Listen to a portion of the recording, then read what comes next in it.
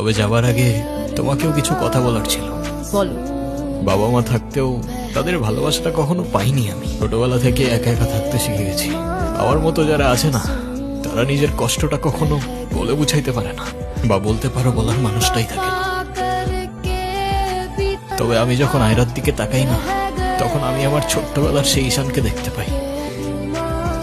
শুধুমাত্র এইটুকু বলতে চাই যে আমার জীবনের মতো অ্যাটলিস্ট ওর জীবনটা হতে দিও না। আমার উপরে থাকা অভিমানগুলোর জন্য তুমি ওকে কষ্ট দিও না। ভালো থেকো ছোট্ট বন্ধু, আর তুমিও ভালো থেকো। আসি। আমি ঈশানের কাছে যাব, আমার হাত ছাড়ো। ঈশানকে যেতে দিও না প্লিজ। তুমি যা বলবে আমি তাই শুনো, প্লিজ হাত ছাড়ো।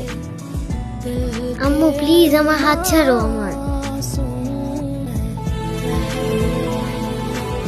ঈশান,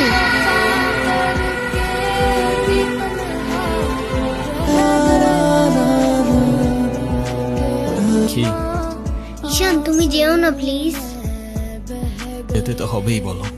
যেতে হবে, থাকো না। থেকে আর কি করবো বলো, এই শহরে তো কেউ নেই আমার।